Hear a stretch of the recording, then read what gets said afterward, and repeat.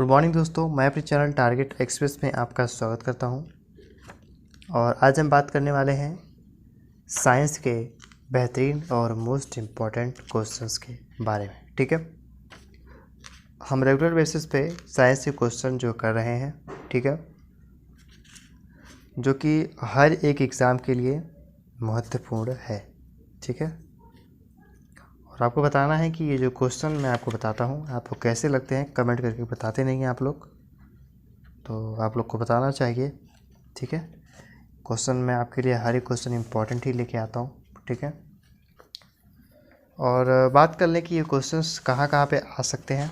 ठीक है, किसी भी एग्ज़ाम को यदि किसी चीज़ की आप पढ़ाई कर रहे हैं तो आपको पता होना चाहिए कि जो पेपर है, जो भी आप पढ़ रहे हो, वह कहाँ कहाँ आ सकता है। ठीक है, इसलिए मैं बता दूं कि ये जो मैं साइंस के क्वेश्चन बताता हूँ, ये यूपी पुलिस, बिहार पुलिस, लेखपाल, एनटीपीसी, ग्रुप डी, एसएससी, लेखपाल, ठीक है, बीडीओ और लगभग नहीं तो मतलब कन्फर्मली है कि लोअर पीसीएस तक ये जो क्वेश्चन है आप आसानी से सॉल्व आउट कर सकते हो। ठीक है, दूसरी बात बताना चाहूँगा कि जब भी आप मेरी क्लास को लिया करें तो आपके पास एक पेन और एक कॉपी होनी चाहिए, और उसको अब वो कॉपी और पेन में आपको हर एक क्वेश्चन को नोट करना है। ठीक है, जो भी मैं आपको बताता हूँ, जो भी आप मेरी क्लास के द्वारा आप सीखते हैं। ठीक है, और तीसरी बात ये है कि यदि आप हर एक क्वेश्चन को बारीकी से नोट करते हैं, ठीक है, तो लगभग मेरी 3 क्लास चलती है जिसमें करंट अफेयर्स, साइंस और ये जनरल नॉलेज। ठीक है, इन तीनों को मिला करके आप लगभग किसी भी एग्ज़ाम में मैं बता रहा हूँ आपको 27 से 28 नंबर, ठीक है, 26 से 28 नंबर जो है वह क्लियर कर सकते हो। ठीक है, कितना? 27 से 28 नंबर। ठीक है, और बता दूं कि किसी भी एग्ज़ाम में आप देख लीजिए तो कोई कोई व्यक्ति 1 नंबर से भी मतलब होने से रह जाता है। ठीक है, तो यहाँ पे तो 27 से 28 नंबर की बात करी गई है। ठीक है, तो आपको बस एक तरीके से ध्यान देना है कि मैं क्या पढ़ा रहा हूँ, कैसे पढ़ा रहा हूँ। ठीक है, अच्छे तरीके से पढ़िए और अपनी सफलताओं को हासिल करिए। ठीक है, एक लक्ष्य बनाइए और उसको हासिल कर किए बिना आपको पीछे नहीं मुड़कर देखना है। ठीक है, चलिए अब हम बिना देर किए हुए क्वेश्चंस की शुरुआत कर लेंगे। और हमारा क्वेश्चन पहला है कि हवा में ध्वनि का वेग, इम्पॉर्टेंट क्वेश्चन है कि हवा में ध्वनि का वेग कितना होता है। आरआरबी, ये देख लीजिए कहाँ पूछा गया है, तो ये पूछा गया है आरआरबी चेन्नई में। ठीक है, रेलवे में यह क्वेश्चन ऑलरेडी पूछा जा चुका है। ठीक है, और ट्रैफिक करके ड्राइवर करके भी है एक कोई भर्ती होती है। ठीक है, कोलकाता की है, उसमें भी ये क्वेश्चन पूछा जा चुका है। ठीक है, तो एक बात बता दूं कि ये जहाँ पूछा जा चुका है वहीं पर आएगा। ठीक है, यह नहीं होता है। ठीक है, हर एक क्वेश्चन इंपॉर्टेंट होते हैं, कौन क्वेश्चन कहाँ आ जाए। ठीक है, और मैं ये भी नहीं कहता हूँ कि डिट्टो कॉपी आ जाएगा। मतलब जैसा मैंने आपको पढ़ाया हवा में ध्वनि तो ये आ गया, उसके नीचे वाला चमगादड़ की ध्वनि कैसी होती है ये आ गया, तो मतलब तो डिट्टो कॉपी नहीं आएगा। ठीक है, कि मतलब ठीक है मैं आपको एक तरह से आंसर हटवा रहा हूँ, ऐसा कुछ नहीं है। ठीक है, आपको हर एक क्वेश्चन को अच्छे तरीके से याद करना है, ऐसे उसको सीरियस लेना है। ठीक है, और अच्छे तरीके से पढ़ना है। ठीक है, तो बात कर लें कि ध्वनि का वेग कितना होता है। ए दिया है कि 30,000 मीटर प्रति घंटा। ठीक है, और भी दिया है 332 मीटर पर सेकंड। सी दिया है कि 1000 मीटर पर सेकंड, और डी दिया है 300 मीटर प्रति सेकंड, सॉरी घंटा। ये 4 ऑप्शन है, और 4 ऑप्शन में से बताना है कि जो हवा में ध्वनि का वेग होता है वो कितना होता है। तो बता दूं कि जो हवा में दोस्तों बात कर लें तो हवा में जो ध्वनि का वेग होता है, ठीक है, वो होता है 332 मीटर प्रति सेकंड। ठीक है, तो 1 सेकंड में जो हवा है वह 332 मीटर तय करती है। ठीक है, तो आपका B is a right answer. ठीक है, एक तरह से बता दूं कि मोस्ट इम्पॉर्टेंट है। ठीक है, और बता दूं, दूसरी बात बता दूं कि हर एक क्वेश्चन, मैं हर एक बात में मोस्ट इम्पॉर्टेंट नहीं बोलूँगा, क्योंकि हर एक क्वेश्चन मोस्ट इम्पॉर्टेंट है। बस आप यही जान लीजिए कि ये क्वेश्चन इतने इम्पॉर्टेंट है कि हूबहू ही पूछे जा सकते हैं। ठीक है, तो एक तरीके से आपको इस तरीके से इसको पढ़ना चाहिए और इसे याद भी रखना चाहिए। ठीक है, तो मैंने बता दिया कि 300 मीटर प्रति सेकंड, ठीक है, वह हवा की गति होती है ध्वनि में। ठीक है, तो आपका B is a right answer. अगले क्वेश्चन की बात करें तो अगला क्वेश्चन है कि चमगादड़ की ध्वनि कैसी होती है? श्रव्य, अध्वनिक, अश्रव्य, पराश्रव्य। अब चमगादड़ की ध्वनि के बारे में बात करा गया है। ठीक है, जो चमगादड़ की ध्वनि होती है वह कैसी होती है?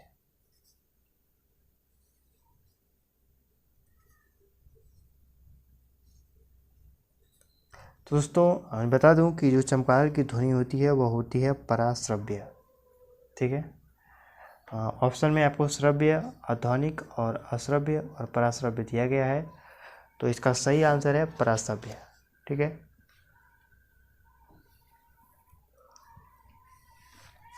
तो दोस्तों ये जो क्वेश्चन है एसएससी सीपीओ में पूछा गया क्वेश्चन है, तो इसलिए मोस्ट इम्पॉर्टेंट बन जाता है। ठीक है, बात कर लें अगले क्वेश्चन की, तो अगला क्वेश्चन है कि यदि नोड तथा संलग्न एंटी नोड के मध्य दूरी 30 सेंटीमीटर है तो तरंग कितनी दीर्घ होगी? ठीक है, यदि नोड और संलग्न एंटी नोड के मध्य की दूरी 30 सेंटीमीटर है तो तरंग कितनी दीर्घ होगी, मतलब कितनी लंबी होगी। ठीक है, अच्छा क्वेश्चन है। और ए दिया है 30 सेंटीमीटर, 90 सेंटीमीटर, 120 और 60, तो इसका सही आंसर है 30 सेंटीमीटर। ठीक है, तो A is a right answer.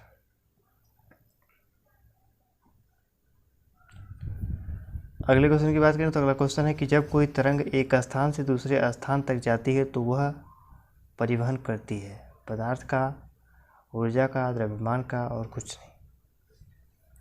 RRB Allahabad में पूछा गया क्वेश्चन है। ठीक है, इम्पॉर्टेंट है। और यदि तरंग की बात कर ले तो एक स्थान से दूसरे स्थान तक जाती है तो वह जो परिवहन करती हैं तो वो करती हैं ऊर्जा का। ठीक है, ऊर्जा जो है न कभी नष्ट होती है न वह कभी ख़त्म की जा सकती है। ठीक है,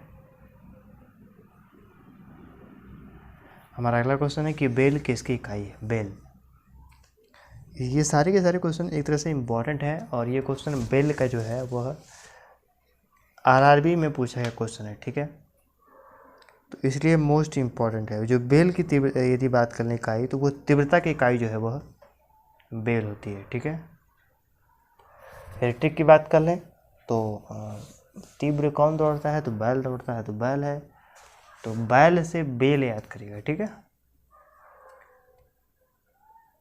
तो A is a right answer. हमेशा तीव्र, यदि तीव्र बात कर ले मतलब समझते हैं आप, तीव्र मतलब तेज। ठीक है, तो तेज कौन दौड़ता है? घोड़ा में सोच लीजिएगा।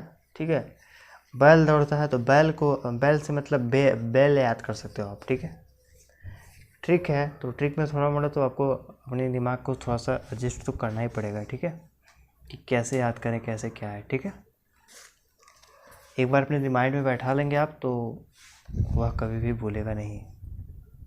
अगला क्वेश्चन है कि एक ओर बंद तथा दूसरी ओर खुली एक पाइप देगी। ठीक है, सभी हार्मोनिक्स, सभी सम हार्मोनिक्स, सभी विषम हार्मोनिक्स और कोई हार्मोनिक्स नहीं।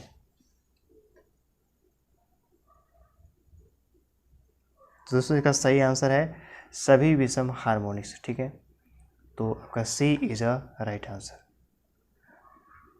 अगले क्वेश्चन की तरफ बढ़ेंगे। अगला क्वेश्चन हमारा है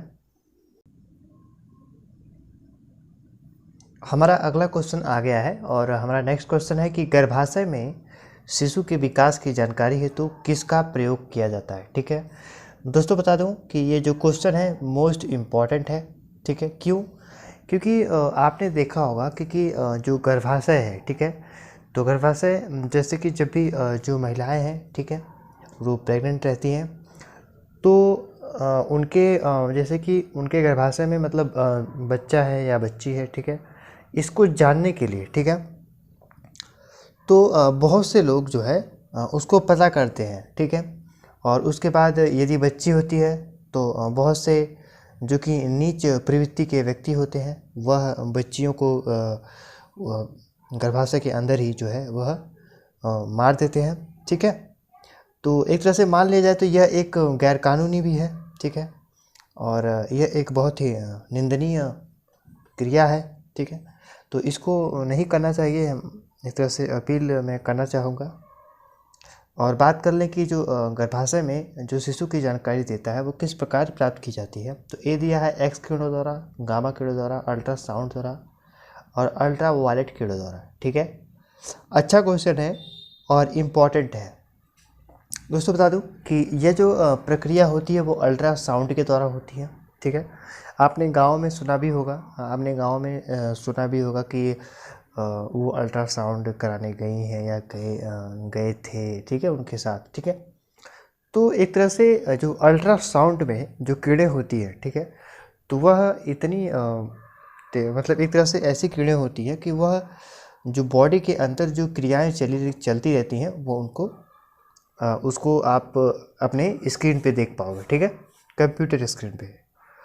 तो एक तरह से अल्ट्रासाउंड के द्वारा, ठीक है, गर्भाशय के अंदर जो भी बच्चा है या बच्ची है उसको हम पता कर सकते हैं। ठीक है, और जहाँ तक मुझे पता है कि यह अब गैर कानूनी हो गया है, तो अब जो डॉक्टर्स हैं वह यह कार्य नहीं करते। ठीक है, पहले ही बता देने के बाद जो है व्यक्ति पता पा जाता है तो थोड़ा सा, यदि बच्ची है तो डिस केयर करने लगता है। यदि किसी लड़के, मान लीजिए उसकी वाइफ का वो केयर करता रहा, लेकिन अगर जान जाता है कि बच्ची है तो कोई नहीं, मतलब लगभग से ज़्यादा ही % व्यक्ति हैं जो कि अनकेयर करने लगते हैं। उसके बाद जो है बच्चे को जो है उसकी प्रक्रिया करवा देते हैं। लगभग एक तरह से मान लिया जाए तो उसको जो है हटा देते हैं। ठीक है, तो ये आपको समझ में आ गया होगा, अल्ट्रासाउंड तरह होती है। ठीक है, और अच्छा क्वेश्चन था, इम्पोर्टेंट तो था ही। और एक तरह से अल्ट्रासाउंड आप कैसे भी याद करके रख भी सकते हो। ठीक है, तो नेक्स्ट क्वेश्चन है कि डेसिबल क्या है। डेसिबल, ठीक है, और डेसिबल के बारे में बात की गई है कि डेसिबल क्या होता है। एक संगीत वाद्य शोर का तरंगदैर्घ्य, सी दिया है संगीत का स्वर, और डी दिया है ध्वनि स्वर का एक माप। ठीक है, अच्छा क्वेश्चन है और मोस्ट इम्पॉर्टेंट है, और MPPCS में ये क्वेश्चन जो है पूछा गया है। ठीक है दोस्तों, बता दूं कि बात करी जा रही है डेसिबल की, तो जो डेसिबल होता है दोस्तों वह एक ध्वनि स्तर का एक माप होता है। ठीक है, जैसे बता दूं कि जो डेसिबल द्वारा, ठीक है, आप ध्वनि के स्तर को एक तरह से माप सकते हो। ठीक है, कि एक तरह से बात कर लें कि कितने डेसिबल में होती है कितने डेसिबल की साउंड है। ठीक है, तो आपको यह चीज़ें आसानी से ज्ञात हो जाती हैं किसके द्वारा, तो डेसिबल की जो एक तरह से बात कर लें डेसिबल का यूज क्या होता है, तो वह ध्वनि के स्तर का एक माप होता है। ठीक है, जैसे कि कहीं पे भी यदि ज़्यादा ध्वनि हो रही है तो एक तरह से वहाँ के ध्वनि को यदि आप मापेंगे तो वो डेसिबल में मापेंगे। ठीक है,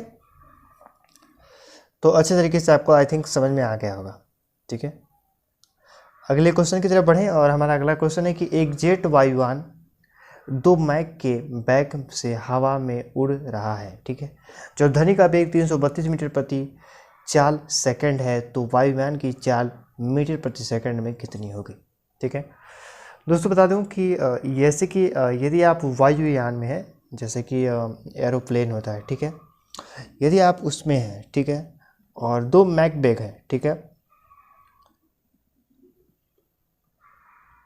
तो यदि बात कर लें कि इसमें तो पूछा गया है कि जब ध्वनि का वेग इतना रहेगा 332 मीटर प्रति चाल सेकंड, ठीक है। तो वायुयान की चाल मीटर पर सेकंड में आपको बतानी है, ठीक है। तो अगर मैं बता दूं तो अगर आप 332 में, ठीक है, 2 का गुणा कर देते हो, यहाँ पे 2 का गुणा करें 2 2 4 हो जाएगा, ठीक है, 2 3 6 हो जाएगा और 2 3 6, ठीक है। तो यदि 2 माइक लिए हैं आप, ठीक है, और हवा में उड़ रहे हैं, ठीक है, तो यदि ध्वनि के वेग से आप उसको गुणा कर देते हैं, ठीक है, तो वायुयान की जो चाल है वह आपको पता चल जाएगी। 664 मीटर प्रति सेकंड की चाल से जो वायुयान है वह चल रहा है, ठीक है। तो अच्छा तरीका से आपको आई थिंक समझ में आ गया होगा। सही आंसर है 600 मीटर प्रति सेकंड, ठीक है। एनडीए में पूछा गया क्वेश्चन है, ठीक है। एनडीए एक तरह से मान लें कि अच्छा एक भर्ती होती है जिसमें आपको फॉर्म भरना चाहिए मेरे हिसाब से, ठीक है। इसमें भी साइंस के लगभग 25 से 26 क्वेश्चन आ जाते हैं जो मैंने आपको क्लास कराता हूँ, करंट अफेयर्स की, जनरल नॉलेज की और प्लस साइंस की, ठीक है। कम से कम 27 से 28 क्वेश्चन तो आ ही जाते हैं, ठीक है। तो आपको एनडीए का फॉर्म आए तो जरूर भरिएगा, ठीक है। अगले क्वेश्चन पे आते हैं। अगला क्वेश्चन है कि एक्सरे की खोज किसने की थी। मोस्ट इम्पॉर्टेंट जो क्वेश्चन अक्सर आते रहते हैं कि एक्सरे की खोज किसने की थी और ब्लड की खोज किसने की थी, ठीक है, और सर्वदाता किसे कहते हैं, सर्वव्यापी किसे कहते हैं, मतलब, ठीक है। तो ऐसे भी क्वेश्चन आते रहते हैं और ये क्वेश्चन एसएससी में पूछा गया क्वेश्चन है, ठीक है। आंसर की बात कर लेते हैं, देखते हैं। हमारा आंसर है ए बैकेरल, बी दिया है रोएंटजन, सी दिया है मैडम क्यूरी और डी दिया है वान लू, ठीक है। एक्सरे की खोज जो है दोस्तों वह की थी रोएंटजन से, ठीक है। रोएंटजन ने जो है एक्सरे की खोज की थी, ठीक है। और एक तरह से आपको बता दूं ट्रिक के हिसाब से तो एक्स रे, ठीक है, तो आप रे से याद रख सकते हो, ठीक है। और कहीं पे भी आप देखो कि एक्सरे की बात हो रही है तो किसने खोज की थी, तो जहाँ पे भी रो या रे से स्टार्ट हो, ठीक है, तो ये रो से स्टार्ट होगा, रे मतलब रो, रोएंटजन, ठीक है, ठीक है। एक्सरे की खोज किसने की थी, तो वो की थी रोएंटजन ने, ठीक है। अच्छा क्वेश्चन था, थोड़ा कंफ्यूजिंग था लेकिन आपको याद रखना चाहिए, ठीक है।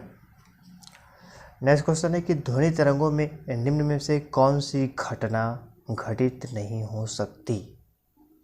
ध्वनि तरंगों में निम्न में से कौन सी घटना नहीं घटित हो सकती, ठीक है। ध्वनि तरंगों की बात की जा रही है, एसएससी में पूछा गया क्वेश्चन है, ठीक है। ये दिया है विवर्तन, ध्रुवण, परावर्तन और व्यक्तीकरण, ठीक है। तो दोस्तों जो ध्वनि तरंगें होती हैं, ठीक है, यदि बात कर लें घटनाओं की तो जो घटना है वह जो ध्रुवण होती है यह घटना नहीं होती है, ठीक है। जब भी जो तरंगें होती हैं, ठीक है, उनमें केवल एक ऐसी क्रिया होती है जैसे कि ध्रुवण होती है, उसमें तरंगों को कोई भी नुकसान नहीं पहुंचता है, ठीक है। विवर्तन, परावर्तन, व्यक्तीकरण द्वारा जो है यह कार्य को मतलब एक तरह से घटना ग्रसित कर सकती है, ठीक है। तो सही आंसर इसका है ध्रुवण। ध्रुवण द्वारा जो है घटना तरंगों के द्वारा नहीं होती है, ठीक है। अगले क्वेश्चन की बात करें तो अगला क्वेश्चन है कि ध्वनि की चाल है। ये तो बहुत अच्छा क्वेश्चन है क्योंकि ध्वनि की चाल के बारे में पूछा गया है और आरआरबी में ये क्वेश्चन जो है आ चुका है, ठीक है। मोस्ट इम्पॉर्टेंट है, इसको नोट करेगा।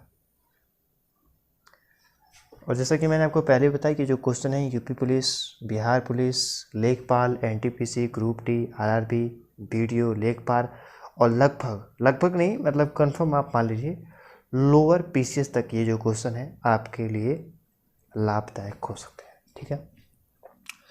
तो चिंता करने की कोई बात नहीं है, जो भी क्वेश्चन बता रहा हूँ अच्छे तरीके से पढ़िए और उसका नोट बनाइए। और लगभग मैं बता दूँ जब भी आपका एग्ज़ाम आने वाला हो, ठीक है, उसके 10 या 15 या 20 दिन पहले, यदि 20 दिन दे देंगे तो बहुत अच्छी बात है, यदि 10 दिन दे देते हैं तो भी अच्छी बात है, ठीक है। देखिए आप रिवीजन को जितना समय देंगे वह आपके लिए ही बेहतर रहेगा, ठीक है। किसी चीज़ को आप एक बार देखोगे, नोट करोगे, रिवीजन नहीं करोगे, उसका कोई मतलब नहीं रह जाएगा, ठीक है। तो नोट करो, भले ही मान लो अभी नोट कर रहे हो, ठीक है, यदि टाइम है तो ठीक है रिवीजन कर लो, नहीं है तो जब एग्ज़ाम आने वाला हो उसके 1 महीने पहले रिवीजन कर लो, ठीक है। तो इससे क्या होगा कि जब आपको कोई चीज़ रिसेंटली आपने उसको पढ़ा है, याद रहती है, तो आप उसे एग्ज़ाम में ऑटोमेटिक आपको दिमाग में वो बैठ जाती है, ठीक है। कोई भी क्वेश्चन देखोगे आपको तुरंत लगेगा कि हाँ ये सही है, ठीक है। और एक बात बता दूँ, आपको किसी भी एग्ज़ाम को क्रैक करना है, पास होना है, उसको उसमें से आपको मतलब इससे पास आउट हो जाना है, ठीक है। उसमें आपको पीएचडी नहीं करनी है कि नहीं ठीक है, मतलब मैं रोज़ रिवीजन करूँगा। यदि रोज़ करते हो तो बहुत बेहतर बात है, ठीक है, आप टॉप कर सकते हो, ठीक है। यदि नहीं भी करते हो तो आप 10 या 20 दिन पहले एग्ज़ाम के यदि रिवीजन कर लेते हो, नोट बनाते हो, ठीक है। पहली बार नोट बनाओगे तो आपको एक बार तो वो चीज़ याद तो रहेगी, लेकिन जब आप एग्ज़ाम के 20-25 दिन पहले सारे नोट्सों का रिवीजन कर लोगे तो वो आपके माइंड में ऑटोमेटिक बैठ जाती है। और बता दूं, एक मैं आपको फैक्ट बताऊंगा कि यदि आप 3 दिन लगातार पढ़ते हो, ठीक है, किसी भी नोट्स को यदि 3 दिन लगातार पढ़ते हो तो वो चीज़ें आपको लगभग 2 हफ्ते या 12-15 दिन याद रहती हैं, ठीक है। यदि उसे 1 हफ्ते पढ़ोगे तो 1 महीने टोटल याद रहेगी, ठीक है। तो ये सब आप कंडीशन लगा के अपने हिसाब से एडजस्ट करके उसको पढ़िए, ठीक है, जिसमें इन कंडीशनों को फुलफ़िल करिए और अच्छे तरीके से पढ़िए, ठीक है। और जब भी एग्ज़ाम आए तो उसके जो मैं बता रहा हूँ 25 से 25 दिन, तो उसमें आपको कोई लिखना पढ़ना नहीं है, कि लिखना तो नहीं है कुछ भी, आपको केवल जो नोट बनाए हैं उसको अच्छे तरीके से पढ़ना है, समझना है, ठीक है। यही आपका काम रहना चाहिए। तो ध्वनि की चाल की बात कर लें तो जो ध्वनि की चाल होती है दोस्तों, वो होती है हमारी 760 मील प्रति घंटा, ठीक है। अच्छा क्वेश्चन है। और आपको बताना है कि एक अश्व शक्ति बराबर कितना होता है, ठीक है। एक अश्व शक्ति बराबर, ठीक है, क्वेश्चन ऑफ द डे है, ठीक है, बताइएगा मुझे। अगले क्वेश्चन की बात करते हैं।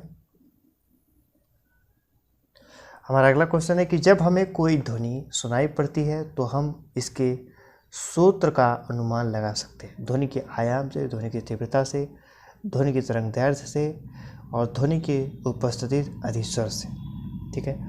और इसमें दोस्तों ये बात करी गई कि जैसे कि ये दोस्तों पहले बात तो आरआरबी में पूछा गया क्वेश्चन है, और इसमें बात क्या करी गई है, ठीक है, थोड़ा सा समझाऊंगा।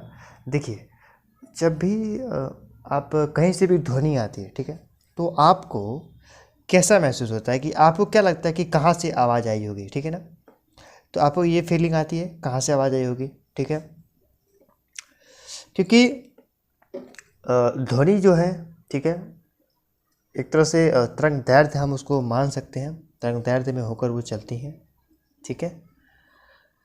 तो यदि ध्वनि की बात कर लें तो जो उनका जो सुनाई पड़ती है तो हम इसके सूत्र का अनुमान जो लगाते हैं वो लगाते हैं ध्वनि के तरंगों से, ठीक है। देखिए, आप उसे अपनी एक स्वस्थ आंखों से नहीं देख पाएंगे, उसके लिए आपको आई थिंक नहीं ही देख पाएंगे, क्योंकि तरंग तो आई थिंक जहाँ तक मुझे पता है कि नहीं देख पाएंगे आप, ठीक है। और बात कर लें कि आंसर की, तो ये मैंने आपको बता दिया है। ध्वनि के तरंगों से हम ये पता लगाते हैं कि जो ध्वनि है वो हमारे कानों तक किस प्रकार पहुंची है, ठीक है। नेक्स्ट क्वेश्चन है कि ध्वनि तरंगे हैं लंबवत, तिर्यक, कभी तिर्यक, कभी लंबवत, कभी लंबवत, कभी तिर्यक, ठीक है। ध्वनि तरंगे कैसी होती हैं ये आपको बताना है। बहुत अच्छा क्वेश्चन है, इम्पॉर्टेंट है, ठीक है। अब जो ध्वनि तरंगे होती हैं वह कैसी होती हैं, ठीक है, आईएमपी है। तो दोस्तों बता दूं कि जो ध्वनि तरंगे होती हैं, ठीक है, जो ध्वनि तरंगे होती हैं दोस्तों वह लंबवत होती हैं, ठीक है। वह मतलब एक तरह से मान लें कि लंबवत, ठीक है, रहती हैं, समझ गए आप। अगले क्वेश्चन की बात करें तो अगला क्वेश्चन है कि वह उपकरण जो ध्वनि तरंगों की पहचान तथा रेडियोरेखण के लिए प्रयुक्त होता है वह क्या कहलाता है। रडार, सोनार, पुकर, उपयुक्त में से कोई नहीं। अच्छा क्वेश्चन है कि वह उपकरण जो ध्वनि तरंगों की पहचान तथा रेडिएशन की प्रयुक्त होता है। जैसे कि मतलब कोई तरंग है, ठीक है। देखिए आपने देखा हो कि जो है वो एरोप्लेन होता है, ठीक है। और ये जो एरोप्लेन होता है वह कैसे चलता है, कोई रोड तो बना नहीं है आपके आसमान में, है ना। वह तरंगों के माध्यम से एक तरह से तरंग भेजी जाती है कि हाँ इसका ये रोटेशन है, आप इस तरीके से, इस तरीके से, ठीक है। तो वो किस माध्यम से चलता है, ठीक है। तो आई थिंक आपने सुना भी होगा कि कई कई लोग बोलते भी हैं, ठीक है, कि जो यदि उसे मापने की बात कर ली जाए तो वह सोनार से जो है ध्वनि के तरंगों को मापा जाता है, ठीक है। किससे मापा जाता है? ध्वनि की तरंगों को सोनार से मापा जाता है, ठीक है। किससे? सोनार से, ठीक है। याद रखिएगा, इम्पॉर्टेंट है ये। और इसमें क्वेश्चन एक बार मैं दोबारा रिपीट कर रहा हूँ कि वह उपकरण जो ध्वनि तरंगों की पहचान, वही हो गया कि ध्वनि तरंगों किससे मापा जाता है, पहचान तथा रेडिएशन के प्रयुक्त होता है। मतलब एक तरह से उसकी पहचान की जाती है और उसे लिखने में प्रयोग किया जाता है, ठीक है। तो वह क्या कहलाता है? एक तरह से सिंपल लैंग्वेज में बात कर ले तो कभी कभी ऐसा भी पूछता है कि ध्वनि तरंगों की पहचान किस प्रकार से की जाती है या ध्वनि तरंगों को किस प्रकार से मापा जाता है, ठीक है। तो वो सोनार से मापा जाता है, ठीक है। समझ गए होंगे आप। अगले क्वेश्चन की बात करेंगे तो अगला हमारा क्वेश्चन आता है कि MRI मशीन निम्न में से किसका प्रयोग किया जाता है? MRI मशीन, ठीक है। अच्छा क्वेश्चन है। MRI मशीन SSC में पूछा गया क्वेश्चन है। ध्वनि तरंग, एक्स किरण, पराश्रव्य तरंग, चुंबकीय तरंग। MRI मशीन का उपयोग कहाँ होता है? अच्छा क्वेश्चन, इम्पॉर्टेंट। तो बता दूं कि जो MRI मशीन का उपयोग होता है वह चुंबकीय तरंगों में होता है, ठीक है। और यदि आपको एक तरह से मैं ट्रिक बता दूं, और ट्रिक तो कुछ खास नहीं है। एम मतलब आप समझ सकते हो कि मैग्नेट होता है, ठीक है। तो आप मैग्नेट से पता लगा सकते हो कि चुंबकीय तरंग, चुंबकीय मैग्नेट, ठीक है। मैग्नेट चुंबकीय, ठीक है। इंग्लिश में इसको क्या बोलते हैं? मैग्नेट, ठीक है। अगला क्वेश्चन है कि प्रकाश निर्वात में भी चलता है क्योंकि प्रकाश संबंधित गुरुत्वाकर्षण क्षेत्र से, विद्युत क्षेत्र से, चुंबकीय क्षेत्र से तथा ए बी दोनों से।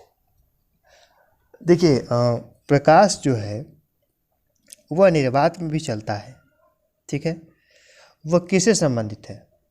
चुंबकीय क्षेत्र से संबंधित है, ठीक है। समझ गए आप? क्योंकि यदि बात करें नॉर्मल्स की, नॉर्मल की, तो वह प्रकाश जो है निर्वात में जो है वह नहीं होता है, लेकिन चुंबकीय माध्यमों से वह वहाँ पे चलता है, ठीक है। तो इस प्रकार से वह चुंबकीय क्षेत्र से संबंधित है, ठीक है। अगले क्वेश्चन की बात करें तो अगला क्वेश्चन है कि ऐसी तरंगें जिनका ध्रुवीकरण नहीं हो सकता। आरआरबी में पूछा गया क्वेश्चन है गुवाहाटी में।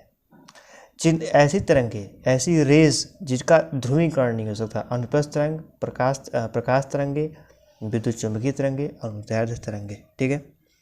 दोस्तों जिनका ध्रुवीकरण नहीं हो सकता है, ठीक है, तो वो जो तरंगे होती हैं, ठीक है, वह अनुदैर्ध्य तरंगे होती हैं। कौन सी तरंगे होती हैं दोस्तों? तो वो होती हैं अनुदैर्ध्य तरंगे। आरआरबी में पूछा गया क्वेश्चन है, इंपॉर्टेंट है, ठीक है। हमारा अगला और आखिरी क्वेश्चन आज का, ठीक है। और हमारा आखिरी क्वेश्चन है कि ध्वनि नहीं गुजर सकती है जल से, स्टील से, वायु से, निर्वात से। बहुत ही अच्छा क्वेश्चन है कि जो ध्वनि है वह कहाँ से नहीं गुजर सकती है, ठीक है। दोस्तों बता दूं कि जो ध्वनि है वह निर्वात से नहीं गुजर सकती है। निर्वात में मैंने आपको एग्जाम्पल भी दिया था कि जब भी आप स्पेस में जाओगे, ठीक है, तो स्पेस में आप, मैं मान लो चलिए कि आप 1 फीट की दूरी पे रहोगे ना, फिर भी आप बोलोगे तो आपको सुनाई नहीं देगा, ठीक है। उसके लिए स्पेशल आपको कोई हेलमेट टाइप का आता है, ठीक है।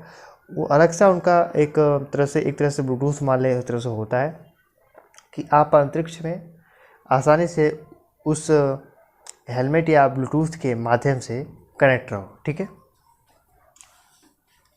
तो ये बात होती है, ठीक है। तो निर्वात में जो है ध्वनि नहीं गुजर सकती है, मतलब वॉइस, ठीक है। समझ गए होंगे आप।